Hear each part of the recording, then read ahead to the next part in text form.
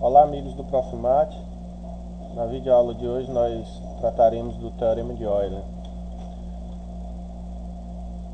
O Teorema de Euler é um dos mais importantes na teoria dos números e ele nos diz que dados inteiros A e M primos entre si, M maior estritamente que 1, temos que o resto da divisão de A elevado a φ de M por M é 1, isto é, A elevado a φ de M é congruente a 1 módulo M. Será importante para as demonstrações futuras estudarmos as soluções da congruência AX congruente a 1 módulo M. A pergunta é: essa congruência tem solução? Bom, x0 é uma solução dessa congruência se A vezes x0 é congruente a 1 módulo M. E isso acontece se somente se M é um divisor de AX0 menos 1. O que é equivalente a dizer que a equação de Alfantina AX mais MY igual a 1 tem uma solução inteira. Bom, nós sabemos da proposição 5.10 que esta equação de Alfantina tem solução se somente se A e M forem primos entre si. Se x1 é outra solução da congruência AX congruente a 1 módulo M, então x1 é congruente a x0 módulo M, ou seja, duas soluções da congruência AX congruente a 1 módulo M são congruentes entre si.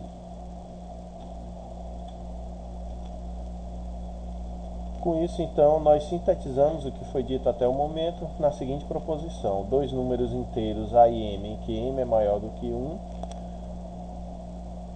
Então a congruência AX congruente a 1 módulo M tem solução inteira se somente se A e M forem primos entre si. Além disso, se x0 é uma solução inteira da congruência, qualquer outro número inteiro x é solução se somente se for congruente a x0 módulo M. Aqui cabe então uma observação: uma solução da congruência AX congruente a 1 módulo M determina e é determinada por qualquer outra solução. Por exemplo, a congruência 7x congruente a 1 módulo 8 tem 7 como solução porque 7 vezes 7 é 49 e 49 é congruente a 1 módulo 8. Portanto, as outras soluções inteiras são congruentes a 7 módulo 8. Com isso, nós temos que as soluções inteiras da congruência 7x congruente a 1 módulo 8 são todas do tipo 7 mais 8t, onde t é um número inteiro. Sistema completo de resíduos. Um sistema completo de resíduos módulo M é qualquer lista de M números inteiros 2 a 2 incongruentes. Equivalentemente, a lista A1 a M é um sistema reduzido de resíduos se o resto da divisão desses AIs por M são os números de 0 até M-1 sem repetições e numa ordem qualquer. Já um sistema reduzido de resíduos módulo M é qualquer lista de inteiros R1, RS, tais que: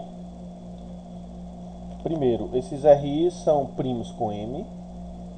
Segundo, os RIs são 2 a 2 incongruentes. Terceiro, cada número inteiro primo com M é congruente a um e somente um desses RIs. Podemos, a partir de um sistema completo de resíduos módulo M, obter um sistema reduzido de resíduos módulo M. Para isso, nós eliminamos aqueles números que não são primos com M. Por exemplo, 0, 1, 2, 3, 4, 5, 6 e 7 formam um sistema completo de resíduos módulo 8. Se eliminarmos o 0, o 2, o 4 e o 6, ou seja, se eliminarmos aqueles números que não são primos com 8, nós obtemos o sistema reduzido de resíduos módulo 8 formado pelos números 1, 3, 5 e 7. Dois sistemas reduzidos de resíduos módulo M têm o mesmo número de elementos, o qual será denotado por φ de M. φ de M corresponde, portanto, ao número de números naturais entre 0 e M menos 1, que são primos com M. Convencionaremos chamar φ de 1 igual a 1. Temos desta forma então definida a função φ de n e n, a qual será chamada de função φ de Euler.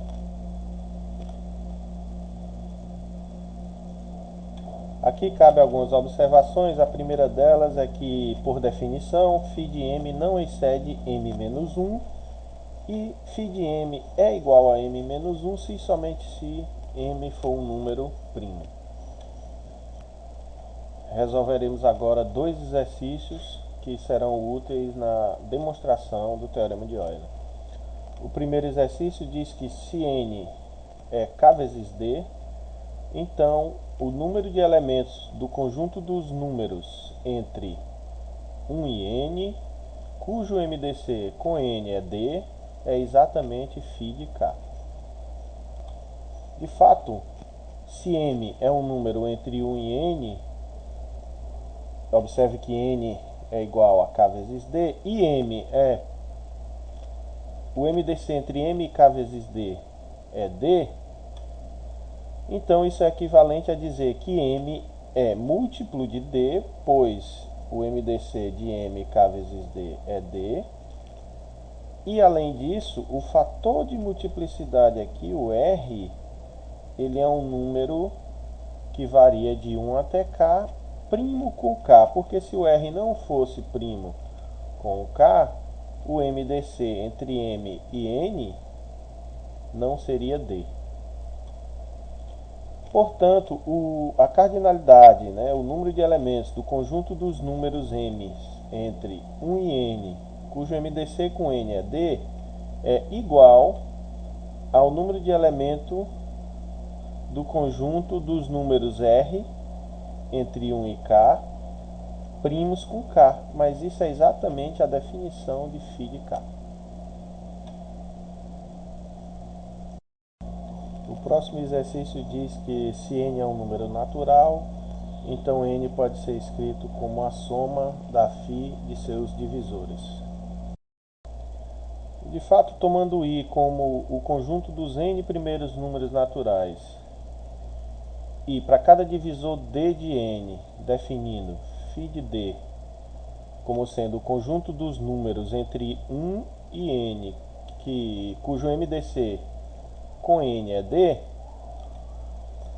nós temos claramente dois fatos. Primeiro é que se d é diferente de d', o id e o id' são disjuntos, eles não se interceptam. Isso acontece porque um mesmo número não pode ter dois MDCs com m. O segundo resultado a segunda observação nos diz que a união dos i de d é o próprio. Portanto, o que nós temos aqui é que o conjunto desses conjuntos i de d forma o que a gente chama uma partição de i. Ou seja, é uma família de subconjuntos de i que são 2 a 2 disjuntos e que unidos obtêm novamente o conjunto i. Como consequência disso, nós temos que a cardinalidade, ou seja, o número de elementos do conjunto i é o somatório dos números de elementos desses conjuntos id. Como o número de elementos do conjunto i é n, nós temos, portanto, que n é igual ao somatório dos números de elementos dos conjuntos IDs. Nós temos então que os elementos de ID são da forma S vezes D, em que esse fator de multiplicação S é primo com N sobre D, e S varia de 1 até N sobre D. Portanto, a cardinalidade do I de D, ou seja, o número de elementos de I de D, é igual a φ de N sobre D.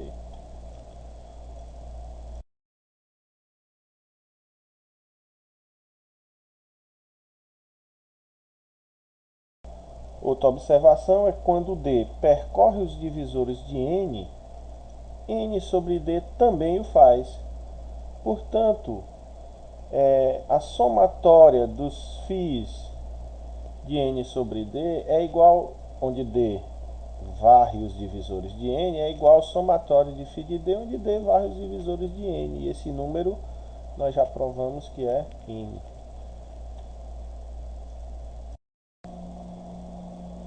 Teorema de Euler.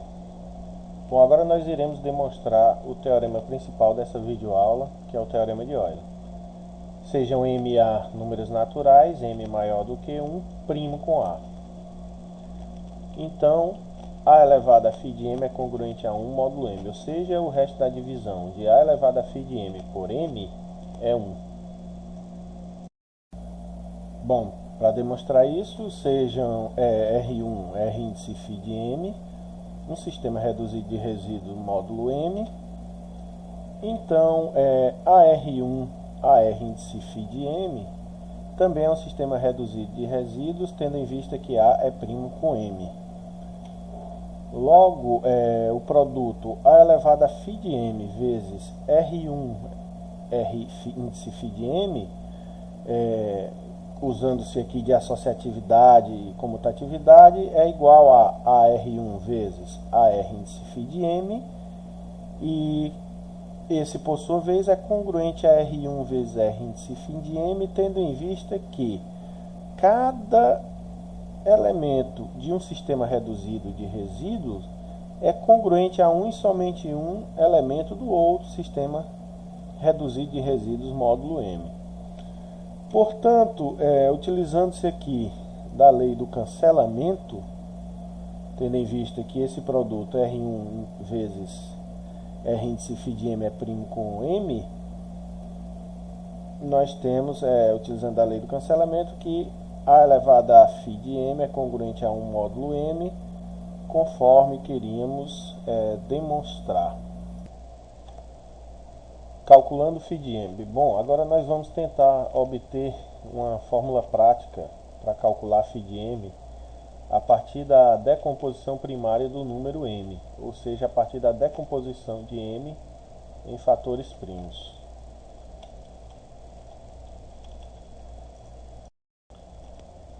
Para isso, nós precisamos de analisar algumas propriedades da função φ de M.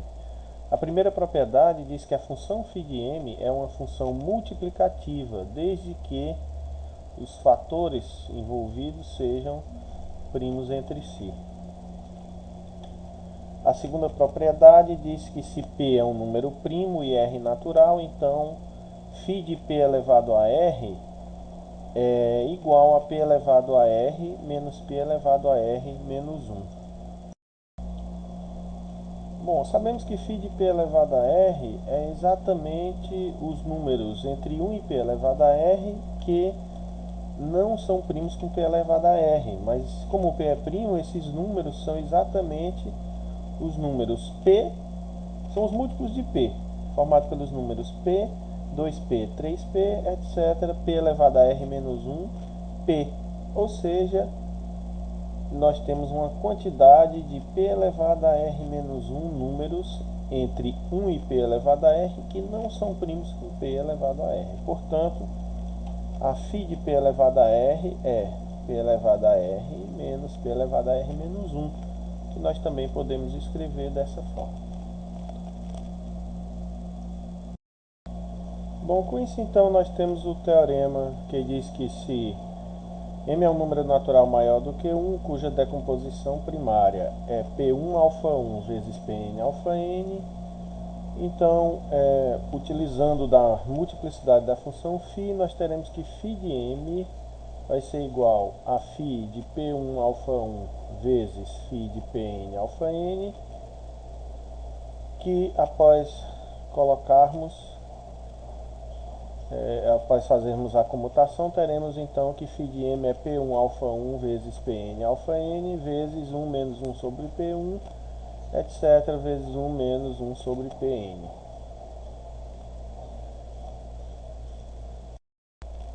Observe que também podemos escrever φ de m, apenas uma pequena manipulação algébrica, podemos escrever φ de m da fórmula produto dos PIs elevado a alfa i menos 1 vezes o produto dos PIs menos 1. Uma consequência do teorema de Euler e desse teorema que acabamos de demonstrar é o chamado pequeno teorema de Fermat, que diz que se P é primo e primo com A, então A elevado a P menos 1 é congruente a 1 módulo P. E de fato isso ocorre porque φ de P é P menos 1. Um exercício: determinar o resto da divisão de 3 elevado a 2014 por 28. Ora, sabemos do teorema de Euler, pelo fato do 3 ser primo com 28, nós sabemos que 3 elevado a φ de 28 é congruente a 1 módulo 28. Mas φ de 28 é φ de 2 ao quadrado vezes 7. E utilizando a fórmula que nós demonstramos no teorema anterior, obtemos que φ de 28 é igual a 12. Portanto, nós temos que 3 elevado a 12 é congruente a 1 módulo 28. Dessa forma, como 3 elevado a 2004 é igual a 3 elevado a 12 elevado a 167 e 3 elevado a 12 é congruente a 1 módulo 28, temos que 3 elevado a 2004 é congruente a 1 módulo 28. Bom, também isso vai implicar que 3 elevado a 2014, que pode ser escrito como 3 elevado a 2004 vezes 3 elevado a 2010, é, portanto, congruente a 3 elevado a 2010, tendo em vista que 3 elevado a 2004 é congruente a 1 módulo 28. E 3 elevado a 10 é congruente a 25 módulo 28. Portanto, o resto da divisão de 3 elevado a 2014 por 28 é igual a 25. Mais um exercício: determinar os possíveis restos da divisão de A elevado a 100 por 125, onde A é um número natural. Bem, é conveniente para esse tipo de exercício determinarmos um número H, tal que A elevado a H é congruente a 1 módulo 125. Mas para isso nós faremos uso do teorema de Euler. Veja que 125 é 5 elevado ao cubo, portanto φ de 125, usando a fórmula que nós demonstramos, é igual a 5 ao cubo menos 5 ao quadrado, que é igual a 100. Daí, se o A for primo com 125, então, pelo teorema de Euler, nós teremos que A elevado a 100 é congruente a 1 módulo 125. Mas se A não for primo com 125, então, como 125 é 5 ao cubo, teremos que 5 é um divisor de A. Isso significa, então, que 5 pode ser decomposto da forma. Perdão, que A pode ser decomposto da forma 5 elevado a K vezes B e B primo com 5. Portanto, A elevado a 100 pode ser escrito da forma 5 elevado a 100K vezes B elevado a 100, que é congruente a 5 elevado a 100K módulo 125, porque B, sendo primo com 5, é primo com 125. Portanto, b elevado a 100 é congruente a 1 módulo 125 pelo teorema de Euler. Também 5 elevado a 100 é 5 elevado ao cubo vezes 5 elevado a 97, mas 5 elevado ao cubo é congruente a 0 módulo 125. Portanto, 5 elevado a 100 é congruente a 0 módulo 125. O que significa então que 5 elevado a 100k é congruente a 0 módulo 125. Logo, os possíveis restos da divisão de a elevado a 100 por 125 serão 0 ou 1.